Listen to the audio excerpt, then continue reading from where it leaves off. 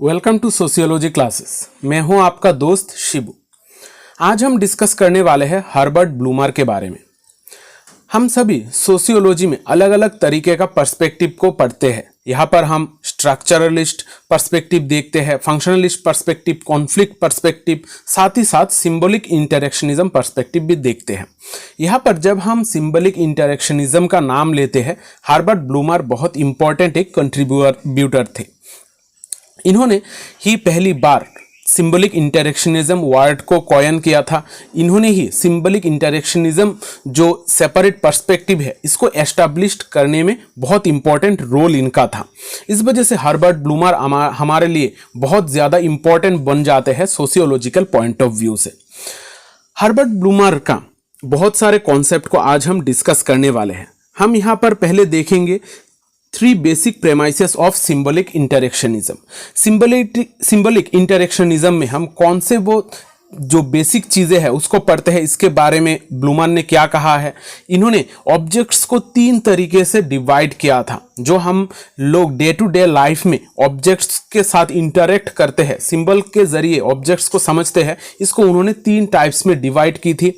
इन्होंने रिसर्च करने के लिए जब हम कोई मेथोडोलॉजी को यूज करते हैं, इन्होंने सिंपैथेटिक इंट्रोस्पेक्शन के बारे में इन्होंने बात की थी। फिर देखेंगे टाइप्स ऑफ क्राउड, जहां पर उन्होंने अलग अलग तरीके का कलेक्टिव बिहेवियर के बारे में डिस्कस किया था। और देखेंगे सोशल मूवमेंट के रिलेटेड सोशल अनरेस्ट थ्योरी। ये सारे जो कॉन्सेप्ट है हर्बर्ट ब्लूमर के हैं। इनके इस कॉन्सेप्ट को ही आज इस क्लास में हम डिटेल में डिस्कस करेंगे। अगर आप मेरे क्लासेस में नए हैं तो चैनल को सब्सक्राइब कर लीजिएगा, क्योंकि इस चैनल पे आपको सोशियोलॉजी रिलेटेड बहुत सारे वीडियोस मिलेंगे। यहाँ पर बहुत सारे प्लेलिस्ट्स हैं, आप अपने पसंद के हिसाब से प्लेलिस्ट चूज करके स्टडी कर सकते हो। आपको चीज़ें ढूंढने में आसानी होगी।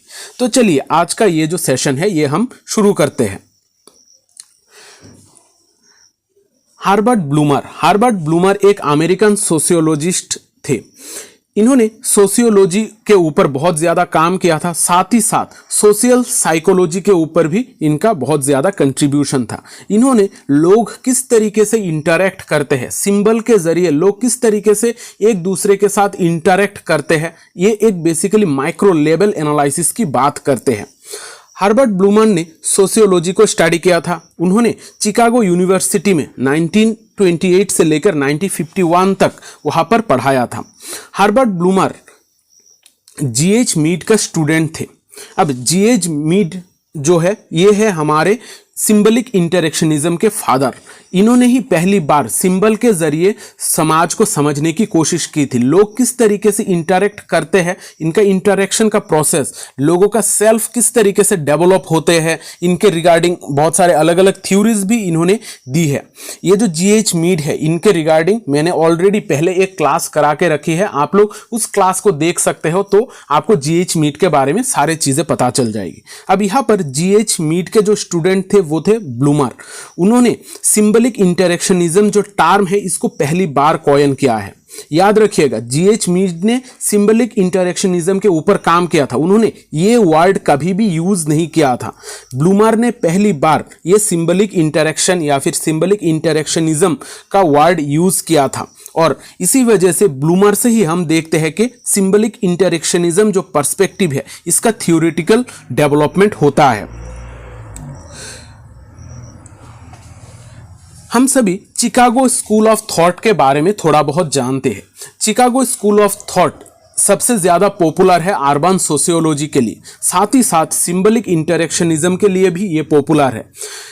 ब्लूमर ने पहली बार चिकागो स्कूल में सिंबलिक इंटरेक्शनिज्म का स्टार्टिंग उन्होंने किया था। उन्होंने ही एस्टैब्लिशमेंट की थी सिंबलिक इंटरेक्शनिज्म का चिकागो स्कूल ऑफ थॉट में। इस वजह से उनका नाम बहुत इंपॉर्टेंट हो जाता है चिकागो स्कूल ऑफ थॉट में, साथ ही साथ सिंबलिक इंटरेक्शनिज्म के लिए। अब देखते हैं हर्बर्ट ब्लूमर का इंपॉर्टेंट बुक। हर्बर्ट ब्लूमर ने बहुत सारे बुक्स लिखी है। ये सारे बुक्स हमें एग्जाम के लिए इतना ज़्यादा इंपॉर्टेंट नहीं होता है। 2 ऐसे बुक है जो हमको बहुत ज़्यादा एग्जाम में पूछी जाती है। एक है कलेक्टिव बिहेवियर, जहाँ पर उन्होंने दिखाया है कि किस तरीके से लोग बिहेव करते हैं, लोग इकट्ठा होकर किस तरीके से अलग अलग फॉर्म में इंटरेक्ट करते हैं, बिहेव करते हैं, उनका बिहेवियर का सिस्टम, ये सारी चीजें उन्होंने उस बुक में दिखाई है। और दूसरा जो बुक है वो है symbolic interactionism perspective and method. ये बुक उन्होंने 1969 में लिखी है। अब ये बुक बहुत बार पूछा जा चुका है एग्जाम में, इस वजह से इसको स्टार मार्क दे रहा हूं, इसको जरूर याद रखिएगा। बहुत बार हमें जब एमसीक्यू बेस्ड क्वेश्चन में पूछा जाता है सिंबलिक इंटरेक्शनिज्म बुक के बारे में, ज्यादातर स्टूडेंट्स गलत करके आ जाता है, वो लोग जीएच मीट को टिक कर देते हैं। ये ऐसा गलती मत कीजिएगा। सिंबलिक इंटरेक्शनिज्म टर्म के बारे में या फिर जो बुक है इसके बारे में हर्बर्ट ब्लूमैन ने ही बात की है। सिंबलिक इंटरेक्शनिज्म के ऊपर काम किया था, इस टॉपिक के ऊपर काम किया था जीएच मीट ने। इस वजह से जीएच मीट को कहा जाता है फादर ऑफ सिंबलिक इंटरेक्शनिज्म। लेकिन सिंबलिक इंटरेक्शनिज्म जो टर्म है या फिर जो बुक है इसको दिया था हर्बर्ट ब्लूमैन ने। हर्बर्ट ब्लूमैन ने जीएच मीट के ऊपर भी एक बुक लिखा था जो है George Herbert meat and human conduct. इसके बारे में भी एग्जाम में पूछा जाता है। अब देखते हैं सिंबलिक इंटरेक्शनिज्म होता क्या है। हमने अभी तक बहुत बार सिंबलिक इंटरेक्शनिज्म नाम सुन लिया है, लेकिन ये पर्सपेक्टिव में हमें आखिरकार पढ़ना क्या होता है, ये कौन सी चीज के ऊपर फोकस करता है। सिंबलिक इंटरेक्शनिज्म एक माइक्रो लेवल थ्योरी है जो फोकस करता है ह्यूमन इंटरेक्शन के ऊपर। लोग किस तरीके से एक दूसरे के साथ इंटरेक्ट करते हैं, लोग जब इंटरेक्ट करते हैं उसके साथ कौन से वो मीनिंग अटैच होते हैं, इसके ऊपर सिंबलिक इंटरेक्शनिज्म फोकस करता है। ये जो इंटरेक्शन है बहुत सारे अलग अलग तरीके के हो सकते हैं। ये इंटरेक्शन वर्बल, नॉन वर्बल या फिर सिंबल्स के जरिए इंटरेक्शन हो सकता है। वर्बल इंटरेक्शन यानी कि जहां पर हम बातें करते हैं एक दूसरे के साथ, लैंग्वेज को यूज करके जब स्टडी करते हैं तब इसको कहा जाता है वर्बल कम्युनिकेशन। यहां पर वर्बल सिस्टम के द्वारा हम इंटरेक्ट कर सकते हैं। नॉन वर्बल यानी कि बहुत सारे गेस्चर्स यूज करके हम एक दूसरे के साथ इंटरेक्ट करते हैं। साथ ही साथ सोसाइटी में बहुत सारे चीज़ों के अलग अलग सिंबल्स हैं जिनके जरिए हम इंटरेक्ट कर सकते हैं। जैसे नॉन वर्बल में, गेस्चर में हम हाथ हिलाना या फिर लोगों को हाथ वेव करना, इस तरीके का सिंबल यूज करते हैं, अलग अलग गेस्चर्स यूज करते हैं जिसके द्वारा हम इंटरेक्ट कर सकते हैं। साथ ही साथ हमारी सोसाइटी में हम बहुत सारे सिंबल्स भी देखते हैं, जैसे कोई एक फ्लैग हो गया या फिर कोई आपका भगवान का फोटो हो गया या फिर कोई स्टैचू हो गया, ट्री हो गया। ये सारे हमारे लिए सिंबल बन जाते हैं जिसके द्वारा हम एक दूसरे के साथ कम्युनिकेट कर सकते हैं। हम जो कम्युनिकेट करते हैं, जहां पर हम मीनिंग का एक्सचेंज करते हैं, हम बेसिकली लैंग्वेज और सिंबल के द्वारा ही ज्यादातर करते हैं। और हमारे आसपास के जो दुनिया है इसको हम समझ सकते हैं, इसको हम बेसिकली समझते ही इन सारे सिंबल के द्वारा। अगर हमें ये सारे सिंबल के बारे में कुछ पता ना हो तब हम इसके बारे में कुछ नहीं कह सकते। लोग एक दूसरे के साथ इंटरेक्ट नहीं कर पाएंगे। जैसे अगर आप अफ्रीका में चले जाओ तो वहां के लैंग्वेज के बारे में आपको कुछ पता नहीं होगा, लोग किस तरीके से इंटरेक्ट कर रहे हैं इसके बारे में पता नहीं होगा, क्योंकि वो आपका सोशल वर्ल्ड नहीं है, आप उस सोसाइटी से बिलोंग नहीं करते हैं। इस वजह से आपका सोशल वर्ल्ड का जो सेंस है वो तभी कंप्लीट होगा, तभी आप लोगों के साथ इंटरेक्ट कर पाओगे जब आपको उसका लैंग्वेज और उसके सिंबल्स के बारे में पता हो। सिंबलिक इंटरेक्शनिज्म एक ऐसा थ्योरी है जो हमें सारी चीज के, सोसाइटी में जो भी चीजें हो रही है वो सारी चीजों को सिंबल के द्वारा एक्सप्लेन करने की कोशिश करता है। हमें हमारे सोसाइटी में जो भी सिंबल्स है, जब हम उन सारे सिंबल्स को यूज करके हमारी सोसाइटी की एवरीडे रियलिटी को समझते हैं तब इसको कहा जाता है सिंबलिक इंटरेक्शनिज्म। सिंबलिक इंटरेक्शनिज्म का जो फादर है वो है जीएच मीट और इस वर्ड को कॉइन किया था हर्बर्ट ब्लूमैन ने। इस चीज को जरूर याद रखिएगा, केयरफुल्ली इसको एग्जाम में आंसर कीजिएगा। अब देखते हैं 3 basic premises of symbolic interactionism. Symbolic interactionism के बारे में हर्बर्ट ब्लूमैन कहते हैं, उन्होंने इस पर्सपेक्टिव को डेवलपमेंट के लिए काम किया था। इन्होंने 3 बेसिक प्रेमाइसेस के बारे में बात की थी, यानी कि हम जब लोगों के साथ सिंबलिक इंटरेक्शनिज्म में जुड़े हुए होते हैं, सिंबलिक इंटरेक्शन करते हैं लोगों के साथ, तब यहाँ पर हमारे 3 बेसिक प्रेमाइसेस है, यानी कि 3 ऐसे चीजें हैं जिसके हिसाब से, जिसको हम मद्देनजर रखते हुए इंटरेक्ट करते हैं।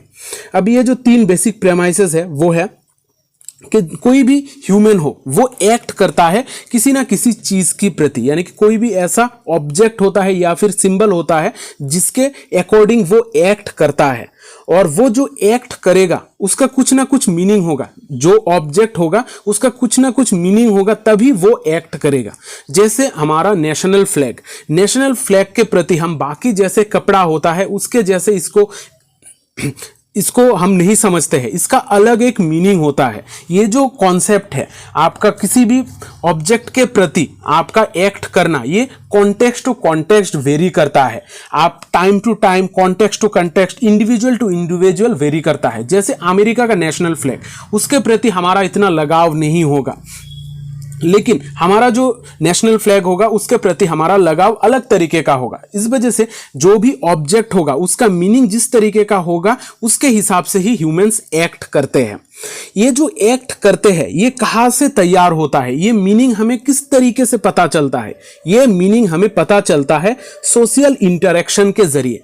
जब हम मेंबर्स ऑफ सोसाइटी के साथ इंटरेक्ट करते हैं, लोगों के साथ इंटरेक्ट करते हैं, तभी हमें पता चलता है कि इस चीज का मीनिंग क्या है। किसी भी ऑब्जेक्ट का मीनिंग के बारे में हमें सोशल इंटरेक्शन के द्वारा ही पता चलेगा। अब हर्बर्ट ब्लूमर कहते हैं ये जो मीनिंग है ये सिर्फ हमारा इंटरेक्शन से नहीं बनता है, ये बेसिकली हमारा मेंटल प्रोसेस से बनता है। यानी कि हमारा दिमाग इस चीज के बारे में क्या सोचता है, हमारा मेंटल प्रोसेस किस तरीके से हो रही है, उस ऑब्जेक्ट के प्रति सिर्फ हम इंटरप्रेट नहीं करते हैं, ये ऑब्जेक्ट क्या मीनिंग कॉन्वे करता है इसके ऊपर सिर्फ डिपेंडेंट नहीं है, ये डिपेंड करता है हमारा मेंटल प्रोसेस के ऊपर। यानी कि हमारा सोच क्या है, सिर्फ लोग कह रहे हैं इस चीज इसके बारे में कोई बातें, लेकिन हमारा दिमाग इसके बारे में क्या कहता है इसके ऊपर भी डिपेंड करता है। ये जो 3 बेसिक प्रेमाइसेस है, पहला है जहां पर ह्यूमंस एक्ट करते हैं किसी ना किसी ऑब्जेक्ट के प्रति क्योंकि वहां पर कुछ मीनिंग अटैच होता है। फिर दूसरा जो प्रेमाइस है वहां पर ह्यूमंस सोशल इंटरेक्शन के जरिए कोई ना कोई मीनिंग देते हैं उस ऑब्जेक्ट का, जहां पर सोसाइटी का मेंबर इंटरेक्ट करके उस मीनिंग को क्रिएट करते हैं। और तीसरा जो प्रेमाइस है वो कहता है कि ये सिर्फ एक इंटरप्रिटेशन नहीं है, सिर्फ इंटरेक्शन के जरिए ये मीनिंग क्रिएट नहीं होता है, ये हमारा होता है मेंटल प्रोसेस के जरिए कि हमारा दिमाग क्या सोचता है, हमारा मेंटल प्रोसेस किस तरीके से चलता है। जैसे हम एग्जांपल ले सकते हैं, कोई पत्थर जो एक शिवलिंग का आकार का पत्थर होगा उसको हम एग्जांपल ले सकते हैं। ये हर रिलीजियन का लोग एक जैसे इसको नहीं समझेंगे। हम जो हिंदू है वो इस तरीके से इसको इंटरप्रेट करेंगे कि वो एक बहुत ही सेक्रेट चीजें है, लेकिन जो क्रिश्चियंस है वो शायद इसको कोई इतना ज्यादा मीनिंग ना दे, इसका उनके पास इतना ज्यादा वैल्यू ना हो। इस तरीके से हमारा मेंटल प्रोसेस के जरिए चीजें तैयार होती है। हर्बर्ट ब्लूमर ने ऑब्जेक्ट को 3 हिस्सों में बांटा है। ब्लूमर के हिसाब से हमारा सोसाइटी में जो ऑब्जेक्ट्स है वो है हमारे वर्ल्ड का हिस्सा। वर्ल्ड में जो भी चीजें हैं, जो भी सिंबल्स है, उन सारे चीजों को हम ऑब्जेक्ट्स कह सकते हैं। ब्लूमर ने 3 तरीके का ऑब्जेक्ट की बात की है, physical, social and abstract. Physical object यानी कि जो भी चीजें हैं फिजिकली अपेयर करती है, जिसका फिजिकली कोई वैल्यू होता है, जैसे चेयर, ट्री, कोई स्टोन, ये सारे चीजें हैं हमारा फिजिकल ऑब्जेक्ट। फिर सोशल ऑब्जेक्ट जहां पर हम लोगों के साथ इंटरेक्ट करते हैं, सोसाइटी में जो भी लोग हैं जिनके साथ हमारा इंटरेक्शन होता है, वो स्टूडेंट हो सकता है, मदर, फ्रेंड, ये सारे लोग हमारा सोशल ऑब्जेक्ट है। फिर तीसरा है एब्स्ट्रैक्ट ऑब्जेक्ट, जिसको हम नहीं देख सकते हैं लेकिन वो हमारा मेंटल प्रोसेस का हिस्सा है, जैसे हमारा आइडियाज, मॉरल प्रिंसिपल्स, ये सारे चीजें हमारा एब्स्ट्रैक्ट ऑब्जेक्ट्स है। अब देखते हैं सिंपैथिक इंट्रोस्पेक्शन के बारे में। ब्लूमर ने कहा है कि जो हम सोसाइटी में लोगों के साथ इंटरेक्ट करते हैं, जो सिंबलिक इंटरेक्शन है, ये किसी ना किसी तरीके से हम इंटरेक्ट करते हैं सिंबल के जरिए। यहाँ पर हम कुछ ऑब्जेक्ट का यूज करते हैं, कुछ गेस्चर्स का यूज करते हैं, हम लैंग्वेज का यूज करते हैं, तभी हमारे लिए किसी चीज का एक पर्टिकुलर मीनिंग बनता है। जब हम सोसाइटी को स्टडी करते हैं तो हमें कुछ ना कुछ मेथडोलॉजी यूज करना पड़ता है। ब्लूमर के हिसाब से हमारा जो मीनिंग है, सोसाइटी में जो भी चीज़ों का मीनिंग होगा उसे हमें पढ़ने के लिए क्वालिटेटिव मेथड यूज़ करना होगा। क्वालिटेटिव मेथड यानी कि हम चीज़ों का क्वालिटी के ऊपर फोकस करेंगे, सिर्फ क्वांटिटी के ऊपर नहीं फोकस करते हैं। ब्लूमर ने कहा है कि क्वालिटेटिव मेथडोलॉजी का यूज़ करना चाहिए, और ये क्वालिटेटिव मेथडोलॉजी में उन्होंने एक टर्म का यूज़ किया था, वो है सिंपैथिक इंट्रोस्पेक्शन। यानी कि सिंपैथिक इंट्रोस्पेक्शन के जरिए हमें चीजों के मीनिंग के बारे में समझना चाहिए। अब सिंपैथिक इंट्रोस्पेक्शन होता क्या है? सिंपैथिक इंट्रोस्पेक्शन में कोई भी जो एनालिस्ट होगा, जो चीजों को एनालिसिस करेगा, वो अपने आप को दूसरे इंसान के जगह पर रखकर सोचेगा, यानी कि उसके हिसाब से सोचेगा कि वो उस जगह पर किस तरीके का फील कर रहा है, उसका पोजीशन किस तरीके का है, उसका मेंटल सिस्टम किस तरीके का है। ये सारी चीजें वो सोचेगा, वो अपने खुद को दूसरे इंसान के जगह पर रखकर जब सोचेगा, तब इस सिस्टम को कहा जाता है सिंपैथिक इंट्रोस्पेक्शन। यानी कि लोगों का सोच को अपने दिमाग में बिठाना, सिंपैथिक एक चीजें क्रिएट करना और लोगों के बिहेवियर को उनके हिसाब से, उनके जगह पर रहकर सोचना, इसी प्रोसेस को कहा जाता है सिंपैथिक इंट्रोस्पेक्शन, और इसको यूज किया था हर्बर्ट ब्लूमर ने। अब देखते हैं types of crowd. Herbert bloomer ने कलेक्टिव बिहेवियर के बारे में बात की है। उनका एक बुक भी है कलेक्टिव बिहेवियर के नाम पर। यहां पर उन्होंने दिखाया कि लोग कलेक्टिवली किस तरीके से बिहेव करते हैं। उन्होंने इसी के रिगार्डिंग 4 तरीके का क्राउड की बात की है। यानी कि जब लोग कलेक्टिवली एक साथ होते हैं तो यहां पर 4 तरीके का क्राउड तैयार हो सकता है। पहला है कैजुअल क्राउड, फिर है कॉन्वेंशनल क्राउड, एक्सप्रेसिव क्राउड और एक्टिंग क्राउड। जो कैजुअल क्राउड है, जहां पर लोग, बहुत सारे लोग इकट्ठा होते हैं, उनका कोई कॉमन आइडेंटिटी नहीं होता है, उनका कुछ लॉन्ग टर्म पर्पस नहीं होता है। जैसे आप मार्केट में जाओगे तो आप देखोगे कि बहुत सारे लोग हैं आपके आसपास, कोई बेच रहा है, कोई खरीद रहा है, इनका कोई कॉमन पर्पस भी नहीं होता है, इनका कोई कॉमन आइडेंटिटी भी नहीं होता है। इसको कहा जाता है कैजुअल क्राउड, जहां पर लोग एक दूसरे के साथ ऐसे ही चलते रहते हैं लेकिन इनका कोई पर्पस नहीं होता है। फिर है कॉन्वेंशनल क्राउड। कॉन्वेंशनल क्राउड में जो क्राउड होता है, जो कलेक्शन ऑफ पीपल होता है, उनका कुछ स्पेसिफिक पर्पस होता है। जैसे मूवी देखना, मूवी थिएटर में जब लोग जाते हैं, या फिर क्रिकेट खेलते हैं, या फिर क्रिकेट खेल देखते हैं, इस तरीके का जब लोग एकजुट होते हैं, उनका कुछ स्पेसिफिक पर्पस होता है, इसको कहा जाता है कॉन्वेंशनल क्राउड।